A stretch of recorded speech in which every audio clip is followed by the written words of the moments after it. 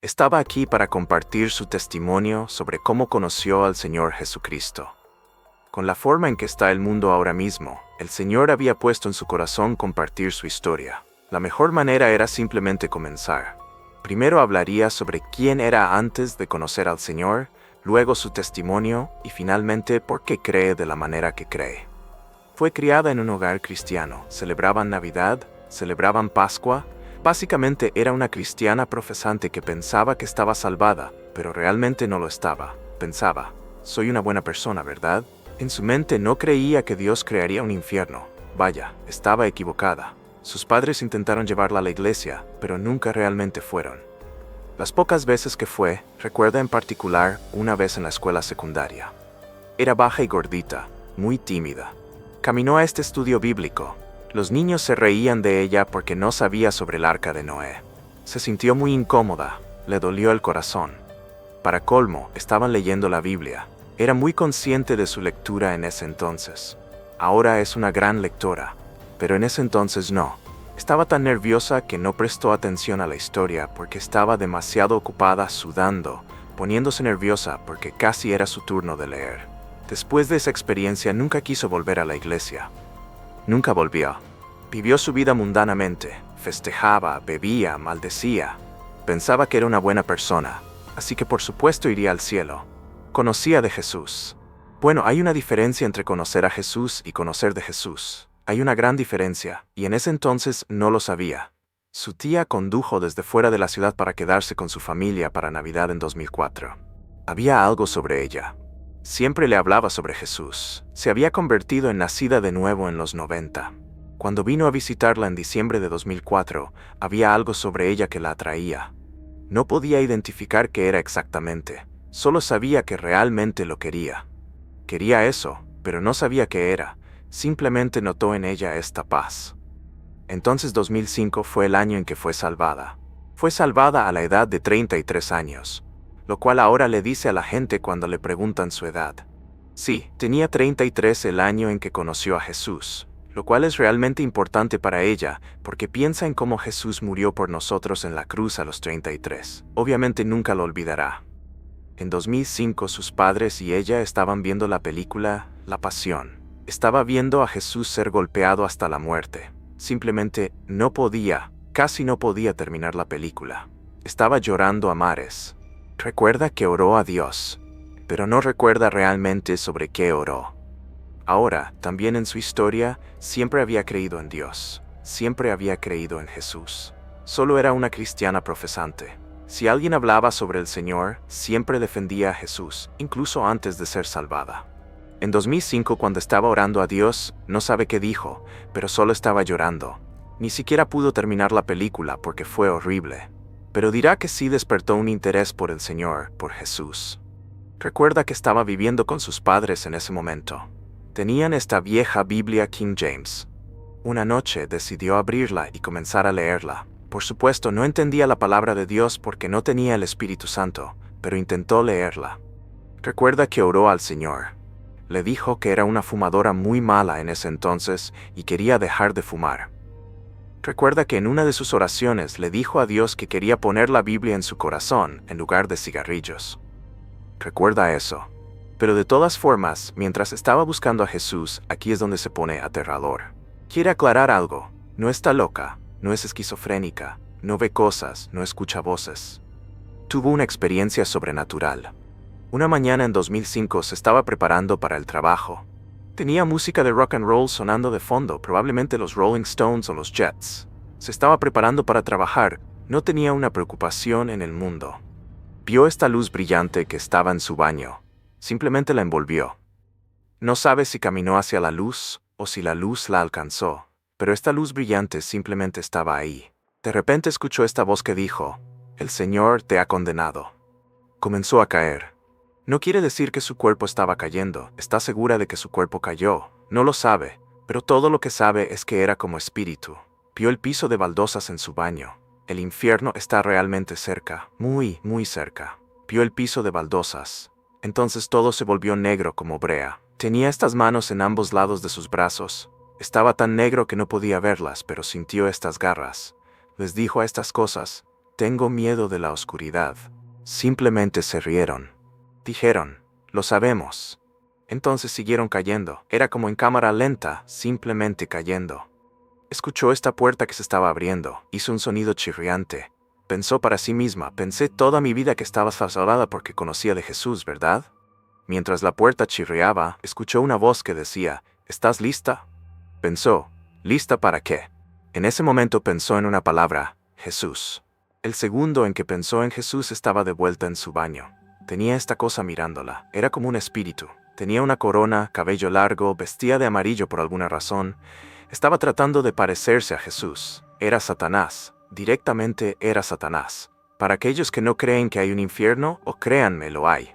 Cuando escuchó esa puerta abrirse, escuchó millones y millones de gemidos y gritos de dolor. Después de escuchar esa puerta abrirse, escuchó eso.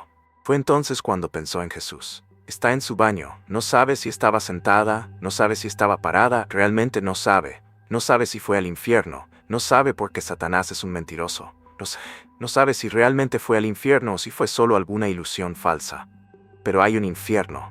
Los gritos y los alaridos de tormento fueron tan aterradores. Está tan agradecida de que no sintió el fuego, de que no vio nada, pero eso fue suficiente para asustarla tremendamente. Esta cosa se presentó, se le acercó. Después de que pensó en Jesús, estaba en su baño. Esta cosa se hizo parecer santa. Como le dijo, tenía una corona, vestía de amarillo, tenía cabello largo y oscuro. Miró su mano por alguna razón. No entiende por qué, y realmente no le importa, porque eso es satánico. Tenía muchos amigos que no son creyentes nacidos de nuevo. De hecho, muchos de ellos son ateos. Tal vez tiene a sus hijos escritos en su mano, no sabe. Pero miró su mano, la miró y dijo, es una lástima que no vas a ver al Señor regresar. No sabía ni siquiera que Jesús era llamado el Señor. Tampoco sabía que regresaría. De todas formas, dijo que regresaría en un momento posterior que ella olvidaría. Olvidó. No sabe cuánto tiempo olvidó. Podrían haber sido un par de semanas. No cree que fue tanto, pero dijo que regresaría. No mucho después de eso comenzó a pensar en eso. Estaba buscando a Jesús, ¿verdad? Tuvo una experiencia sobrenatural, pero el tipo incorrecto. Realmente estaba confundida porque estaba buscando a Jesús. Pensó que tal vez eso era el Señor, pero no entendía toda la cosa de la oscuridad y los gritos. Sabía que era el infierno. Llamó a su tía, le contó su experiencia. Ella dijo, cariño, eso era Satanás. Habla de estar asustada, estaba tan aterrorizada. Su tía le dio algunos versículos de las Escrituras para leer. Le dijo que fuera a comprar una Biblia. Lo hizo. Comenzó a leer. Sabe que muchos cristianos tienen un versículo bíblico específico al que se aferran donde fueron salvados. Ella realmente no tiene eso. Solo sabe que estaba leyendo la palabra de Dios. Estaba leyendo estos versículos que su tía le había dicho que leyera, y todo simplemente encajó, lo entendió. Recuerda que estaba orando al Señor. Le pidió que le revelara sus pecados, los que había cometido contra él. Comenzó a sentirse realmente convencida. Una cosa en particular que recuerda. Un pecado es un pecado para Dios, no importa, pero una cosa que recuerda es que tuvo que sacrificar a un gato el año anterior. Amaba a ese gato. Ese fue el primer animal que había sacrificado. Recuerda gritar la palabra blasfema en voz alta, gritándole a Dios. Dios le reveló que le dolió su corazón que hubiera usado su nombre en vano. Simplemente comenzó a sentirse tan convencida. Todo realmente encajó. Leyó algunos de los evangelios, leyó algo de Romanos. Probablemente fue como una experiencia de un día. Cree que fue. Simplemente encajó. Se puso de rodillas. Sabe que esto no es bíblico, porque una vez que somos verdaderos creyentes en el Señor Jesucristo y nos arrepentimos de nuestros pecados, inmediatamente recibimos el Espíritu Santo. Pero lo que hizo fue arrepentirse de sus pecados.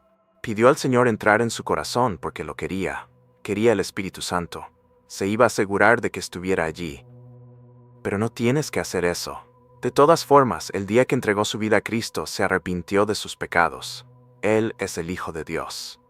Es real. Dios es real, Jesús es real, Satanás es real, el cielo y el infierno son reales. Esa es una razón por la que quería compartir su testimonio. Quiere despertar a la gente necesita despertar. Miren el mundo en el que estamos ahora. No va a mejorar.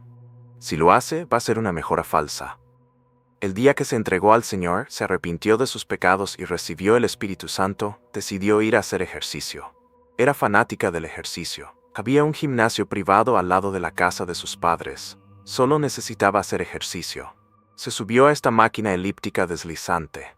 Había una ventana grande frente a la máquina. Ahora hay árboles enormes, así que no puedes ver por la ventana, pero en ese entonces no había árboles cubriéndola. Recuerda que se subió a ese equipo de ejercicio. Comenzó a alabar al Señor en su mente.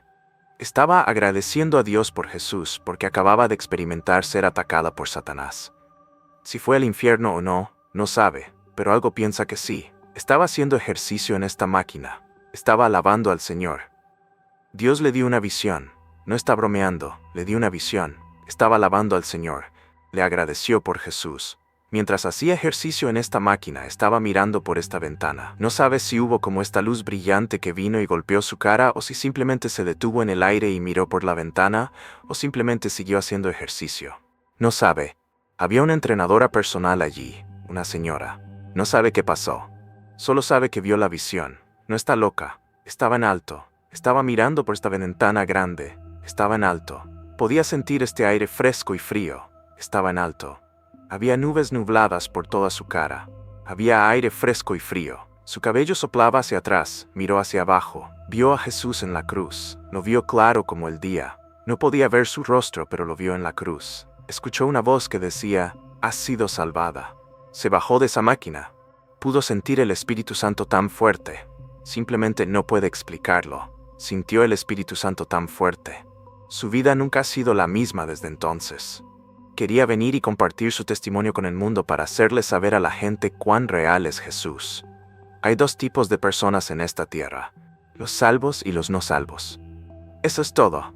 No hay purgatorio. O estás salvado y has nacido de nuevo en Cristo Jesús con el Espíritu Santo, porque ese es un sello que garantiza nuestra herencia en el cielo. Tenemos el Espíritu Santo, estamos salvados, ponemos nuestra confianza completa en el Señor Jesucristo. Luego están los condenados. Están condenados porque en el Antiguo Testamento estaban bajo la ley, pero cuando Jesús murió en la cruz por nosotros, eliminó la ley. Cumplió la ley en la cruz. Estamos bajo gracia. Es por gracia que somos salvados. No es por obras. No es por bautismo de agua. ¿Ha visto videos de personas aquí en YouTube que dicen que una vez salvado, no siempre salvado? No, eso está mal. Esa es doctrina falsa. Porque si entregas tu vida al Señor y crees completamente en Él y confías en Él como tu Señor y Salvador y tienes una relación con Él, no es religión, es una relación que tienes con el Señor Jesucristo, hay una diferencia. Hay muchos cristianos profesantes. Una cosa que le dice a la gente que afirma que puedes perder tu salvación es porque nunca la tuviste en primer lugar. Hay una diferencia entre conocer de Jesús y conocer a Jesús. Él comenzó a sentir una ira creciente hacia Dios. No lo conocía personalmente, pero en su mente, las conexiones se formaban de manera peligrosa, porque si Dios había creado todo y era bueno, entonces también debía existir el mal, y ahora sentía que Dios ejercía ese mal sobre él solo por haber dicho, te quiero en mi vida. La contradicción lo atormentaba porque si Dios entraba en su vida, ¿por qué la destruía? Esa pregunta no tenía respuesta y no encontraba sentido a lo que experimentaba. La depresión lo consumió de manera extrema y comenzó a perder interés en el trabajo, en la comida y en todo lo que antes le importaba. Empezó a sentirse como un hombre perseguido por algo invisible pero aterrador, acosado por una pregunta que apareció sin saber de dónde. ¿Qué estás haciendo aquí? Como si esa voz quisiera saber cuál era su propósito y por más que intentaba responder, no podía. La pregunta se repetía sin parar. ¿Qué estoy haciendo aquí? ¿Cuál es mi propósito? Si el mal había caído sobre él y no veía nada bueno, si no había luz al final del túnel, ¿cuál era entonces el propósito de vivir? Esa depresión se transformó rápidamente en pensamientos suicidas, porque no podía responder aquella pregunta que lo atormentaba cada día. Aún peor, pensaba que si Dios era amor, ¿por qué permitiría este mal en su vida? Esa falta de entusiasmo lo llevó a tomar decisiones pobres en su trabajo, y terminó siendo despedido de un buen empleo. Se encontró sin la chica que amaba, sin trabajo, sin estabilidad, y con una vida que se desmoronaba completamente. Había comprado un Pontiac Trans Am 1998 hermoso con transmisión manual de 6 velocidades, pero sin dinero terminó perdiéndolo también cuando se lo embargaron. Vivía solo y tuvo que regresar a la casa de sus padres. Ahí estaba, sin novia, sin sus cosas, sin trabajo, viviendo nuevamente con ellos a los 23 años. Para él eso era tocar fondo de manera absoluta, y lo único en lo que pensaba día y noche era en matarse tanto, que decidió escribir cartas de despedida. Escribió a las personas que amaba, explicando que nada era culpa de ellos, que era algo fuera de su control, que simplemente ya no podía vivir. Comenzó a contemplar seriamente el suicidio como algo constante. Era todo en lo que pensaba, solo era cuestión de tiempo, del cómo y del cuándo. Lo más significativo era que había intentado volverse a Dios, y sentía que lo único que él hizo fue permitir que el mal entrara en su vida cuando trató de acercarse. Mirando hacia atrás podía ver cuán orgulloso y necio había sido al pensar que él permitiría que Dios entrara en su vida. Es el Señor quien llama, es el Señor quien salva, y aquel que comenzó una buena obra la llevará hasta su consumación. Dice Romanos, no se daba cuenta entonces de que cualquier afecto que tuviera por Cristo solo estaba allí porque Él lo impulsó primero. Como dice la Escritura, amamos porque Él nos amó primero. Dios tiene que cambiar el afecto en el corazón. Pero él estaba en un punto donde todo lo que quería era matarse. Y así comienza la historia de cómo el Señor lo salvó. Era la noche anterior al día planeado, estaba acostado en su cama, y comenzó a contemplar profundamente lo que iba a hacerse. La idea era conducir a un parque, cortarse las muñecas y desangrarse. Calculaba que solo tomaría minutos y podría soportar ese dolor. Estaría lejos de todos, y por las cartas escritas, la gente sabría dónde encontrarlo. Mientras imaginaba cómo sería, algo comenzó a sucederle como un sueño lúcido, intenso y extremadamente real. De repente comenzó a deslizarse hacia una oscuridad profunda. Se encontró en un lugar sin nada alrededor, sin luz, todo negro como el carbón, oscuridad absoluta. Y en esa oscuridad de la nada comenzó a escuchar una voz burlona, la risa más horrible y atroz imaginable, como la risa del Joker. En medio de esa risa empezó a escuchar burlas hacia Dios, no de su mente, sino de esta voz que decía así: este es tu hijo a quien amas, ¿por qué lo tratarías así? Y junto a eso otra vez surgía aquella pregunta que lo atormentaba: ¿qué estás haciendo aquí? ¿Cuál es tu propósito? Y en ese momento de tristeza absoluta se dio cuenta de que había sido completamente engañado. Había creído mentiras sobre Dios, había pensado que Él realmente estaba ahí y amaba a sus hijos, pero ahora se veía desangrándose en oscuridad absoluta, siendo objeto de burlas. Dios también se dio cuenta de que estaba completamente indefenso. No había nada que pudiera salvarlo si no existía un Salvador que lo rescatara. La presión y la intensidad de las burlas crecían, eran tan fuertes que ni siquiera podía pensar porque lo presionaban desde todos lados. Entonces de repente, como si alguien hablara justo detrás de él pero al mismo tiempo por encima, escuchó una voz calmada, gentil y llena de amor. Y esa voz dijo: ¿vienes a mí? ¿Vienes a mí? No necesito explicación para saber quién era. Supo inmediatamente que era el Señor Jesús llamándolo hacia él. Era algo imposible de explicar a quien no conoce a Cristo, pero lo único que él sabía era que cuando Dios habla, la creación reconoce la voz de su Creador, porque fuimos formados por Él. Y aún así, mientras escuchaba esa invitación, pensó: sería mejor vivir en este infierno para siempre que confiar mi vida a un Dios que me ha hecho esto. Pero incluso entonces, casi sin poder resistirlo, el afecto de su corazón cambió completamente. Y aquella voz suave entre el ruido cambió su mente y su corazón. Supo que era un compromiso completo y total con Cristo, que no habría vuelta atrás, que su vida estaría completamente en sus manos. Era un momento de vida o muerte. Respondió: sí, Señor, puedes tenerme completamente, haz lo que sea tu voluntad. Y en ese instante sintió como si un cable atado a su espalda lo jalara hacia arriba. Fue arrancado de esa oscuridad con una fuerza inmensa. Todo el dolor, toda la ira, toda la tristeza y toda la depresión lo dejaron inmediatamente. Se encontró en una paz y una alegría inmensa.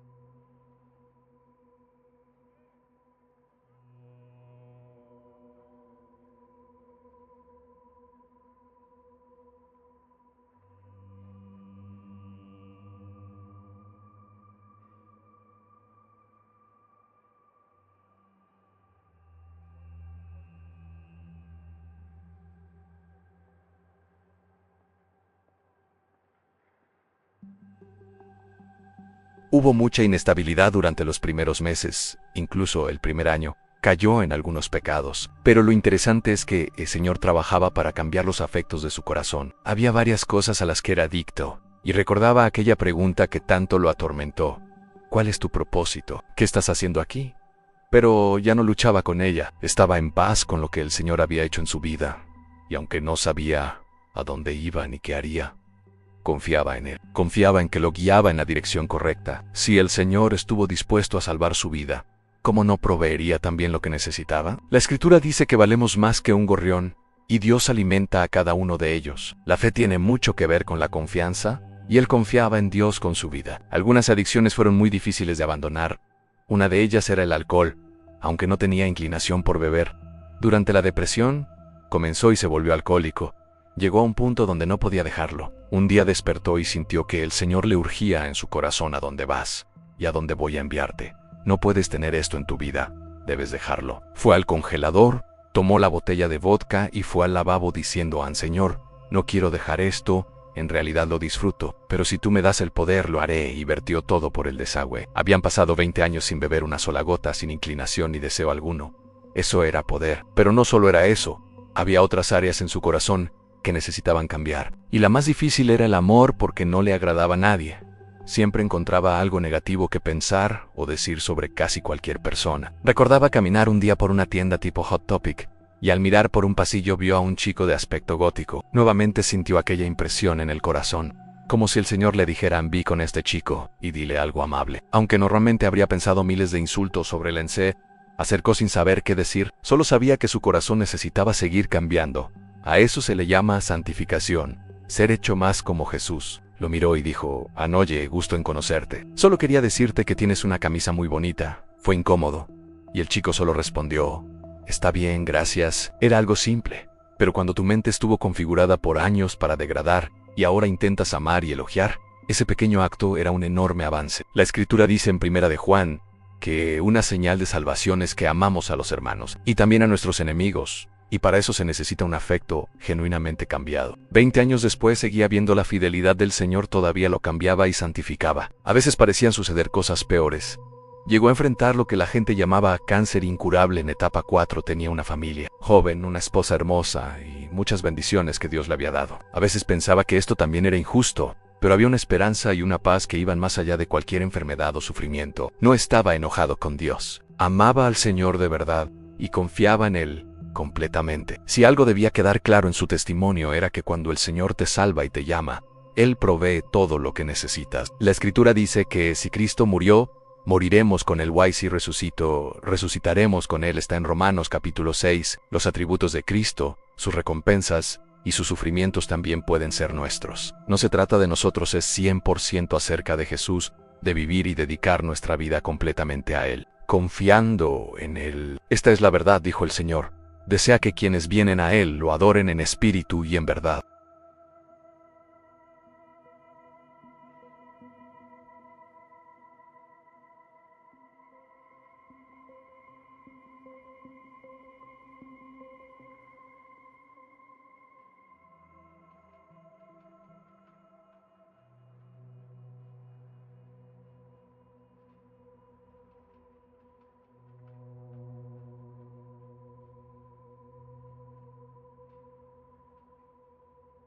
Norm Rasmussen, supervisor del canal y fundador junto a su esposa Kathleen de Precious Testimonies Evangelistic Ministries, sabía que aquella transmisión sería diferente. Normalmente el canal publicaba testimonios que glorificaban a Jesús, historias de vidas transformadas por la fe, pero en esa ocasión, algo más profundo lo impulsaba, una urgencia del Espíritu Santo que no podía ignorar. Lo llevaba a hablar de un libro que pocos conocían, Destined for the Throne, escrito por Paul Ian Bilheim. Una obra que Norm sentía debía ser expuesta, compartida, llevada a la luz para aquellos que buscaban algo más allá de la superficie de su fe. La sensación era clara, innegable, como un llamado que resonaba en su interior. Norm sabía que lo que estaba a punto de compartir requería paciencia. Muchas personas tal vez no tendrían la capacidad de mantenerse atentas durante todo el mensaje debido a su extensión, pero confiaba en que el Espíritu Santo movería los corazones correctos. Respiró profundo y comenzó a leer la reseña del libro, consciente de que cada palabra tenía un peso específico. Mientras hablaba, recordó un detalle que le daba credibilidad absoluta a la obra. Billy Graham había escrito el prólogo. Uno de los evangelistas más respetados del mundo cristiano había respaldado ese texto con su nombre. Para Norm significaba todo. No era un libro cualquiera. Era un recurso único que cada creyente en Cristo debería conocer y estudiar. La reseña revelaba algo asombroso desde las primeras líneas. Destined for the Throne no era extenso. Sin embargo, le había tomado 9 meses leerlo a quien escribía la crítica. Lo que carecía en longitud lo compensaba con una profundidad transformadora. Quien lo descubrió confesaba haberlo encontrado mientras navegaba por reseñas en Amazon, olvidando inicialmente por qué lo había comprado. Pero al comenzar a leerlo, la memoria regresó con fuerza. Billy Graham había dicho en el prólogo que todo cristiano que buscara un testimonio más profundo debía estudiar ese libro con oración. El propio Wilheimer introducía su trabajo como una cosmología totalmente nueva y única, una perspectiva revolucionaria sobre el propósito de la existencia cristiana. Norm hizo una pausa, sintiendo la necesidad de insertar sus propias palabras. La mayoría de los cristianos, explicó con voz pausada pero firme, tenían un entendimiento básico de la vida: sobrevivir, atravesar las dificultades, hasta llegar al cielo. Ese era el panorama mental que dominaba la fe de muchos. La idea de que la vida terrenal era simplemente un valle de lágrimas que había que cruzar. Vivir en este planeta no era fácil. Jamás lo había sido. El anhelo de escape, Deliberation, consumía los pensamientos de millones. Pero lo que estaban a punto de descubrir a través de ese libro era una perspectiva completamente diferente sobre el cristianismo y el futuro eterno. Algo infinitamente más grande de lo que la mente humana podía concebir. Continuó explicando que aunque gran parte de lo que Wilheimer escribía no era completamente nuevo para algunos lectores, nunca había sido expresado con tanta claridad y poder. El autor construía su argumento de manera reflexiva, lógica y prudente. El impacto inicial del libro solo crecía a medida que uno continuaba leyendo. La tesis básica era revolucionaria.